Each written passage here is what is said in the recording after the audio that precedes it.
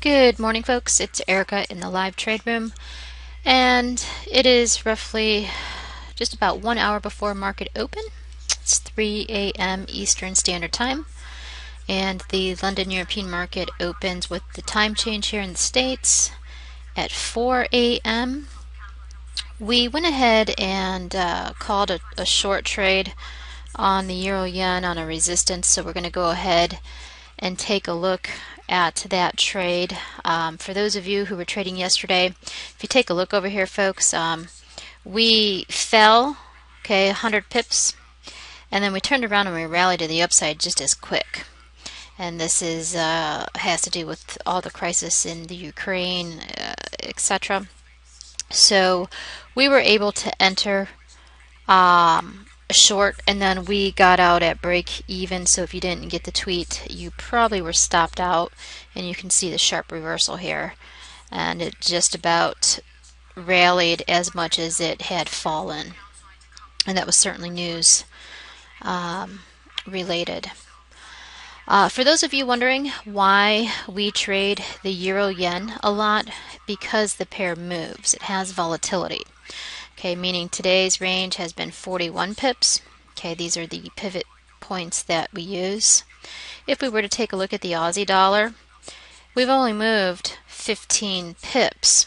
Okay, so given the situation, in order to make money and or lose, you need market to move. So would you rather trade something that has a tradable volume of 45 or 15? Probably the 45.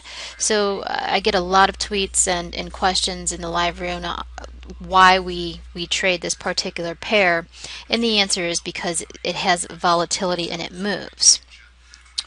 So let's take a look at, speaking of volatility and liquidity, let's take a look. So 15 pip movement on the Aussie dollar. Euro dollar, let's take a look, see how far we've moved.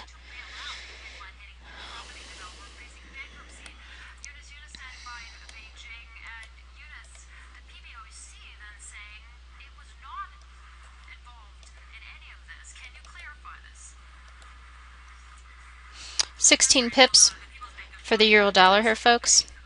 Okay, let's go ahead and take a look at the pound dollar. And we're at 21 pips for the pound dollar. Okay, so, and let's take a look at UJ, USD, JPY.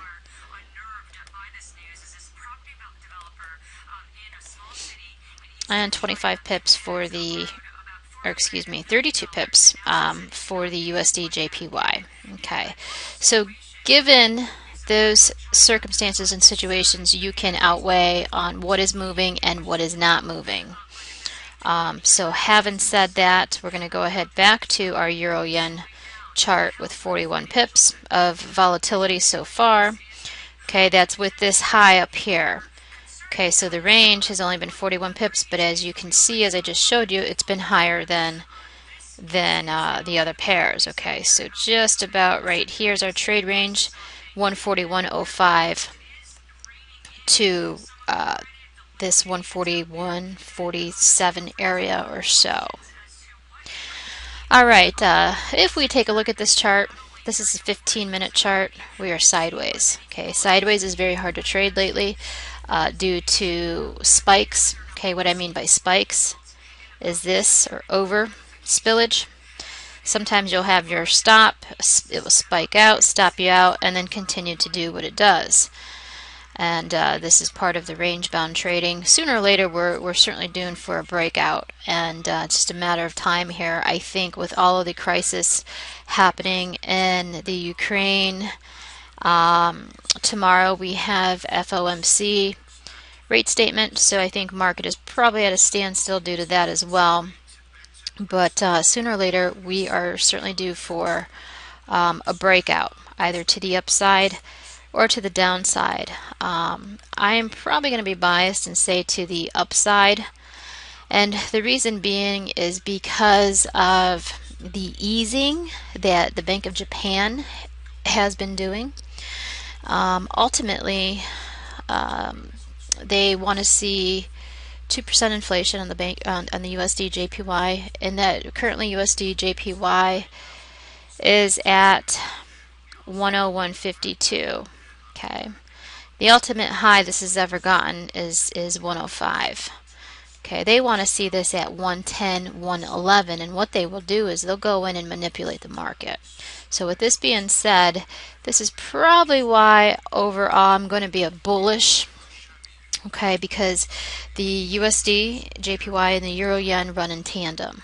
Okay, so it's just a matter of time that we do break out and retest this 105 level, whether it's from an easing level or technical level. Okay. Okay, and from the daily chart, if we take a look, the highest for 2014 has been this 145.59 level. Okay, and we have pulled back down to the 136 level. Now if we take a look here, we have an inverted head and shoulders. Here's your head, your left shoulder, and your right shoulder. Okay, and let's see if this has been completed already. 16, and it may have been. And no, it has not. Okay, so this is something to pay attention to. Okay, inverted head and shoulders. Here's our head. Here's our left shoulder. Here's our right shoulder here, folks. Okay, so it's just a matter of time before we do break out to the upside. Now this is for a trend-wise. Okay, we can be range bound a couple hundred pips, so which we certainly have been. Okay, so here's head, left shoulder, right shoulder. It's just a matter of time before we continue this on up. We may stall out right here, this resistance level, and then continue on up. Okay. Let's take a look at the 4-hour chart. All right, the 4-hour chart.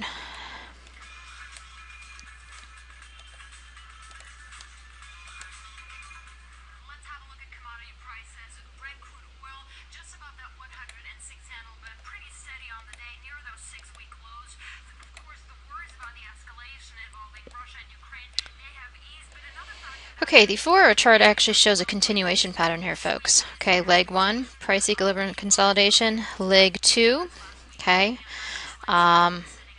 So again, even though we are range bound, range just certainly means we've been in a 140, okay, 140 to 142 range. So again, 200, 300 pips or so.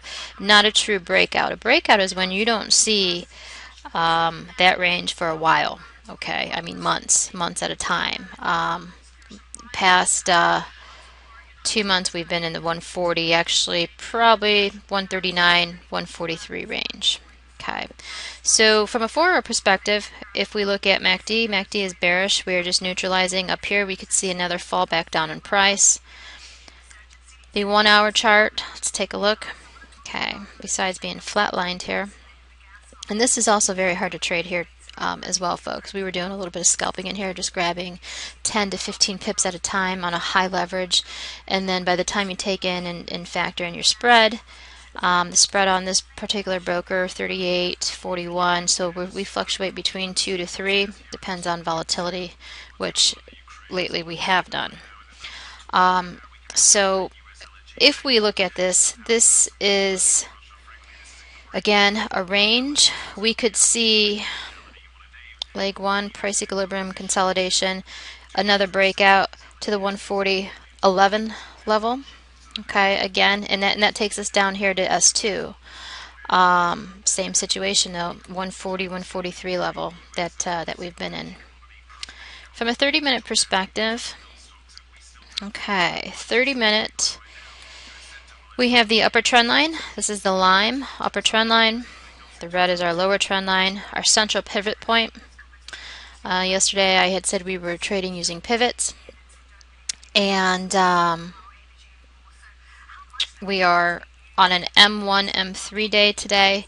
So here's our M3. Price isn't anticipated to go above this from a technical perspective. However, we use a confluence of events. These should never be used alone. But given the pivot theory, we are above central pivot point, so we were looking for an opportunity to buy, which we did. We are filled here, folks. We're filled at 141.39. Okay, 141.39 we're short. And we're trading $100 per movement today.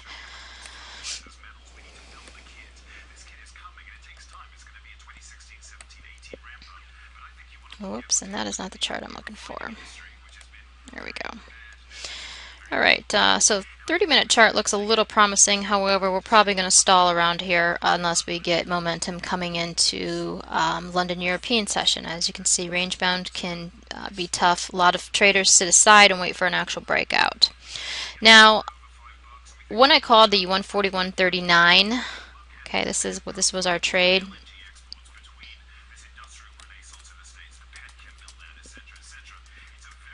This was for a 30 pip profit, okay, 30 pip stop. I normally will type them as a 30-30. This was taken at a resistance level on the upper trend line, as well as the M3 level. From a 15-minute perspective, same situation, upper trend line. So we had resistance from a trend line, resistance from the M3 level. Also, price action was above the central pivot point. That was, and we have a stochastics that is overbought going into selling territory. So we have 4 confluence of events that we took the short in, and we are filled.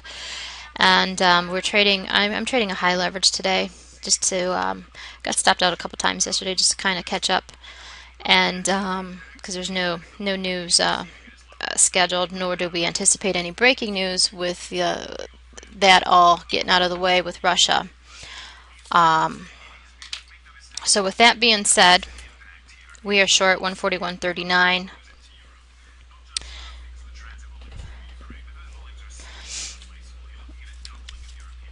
And I'll go ahead and put in my take profit, 30.30.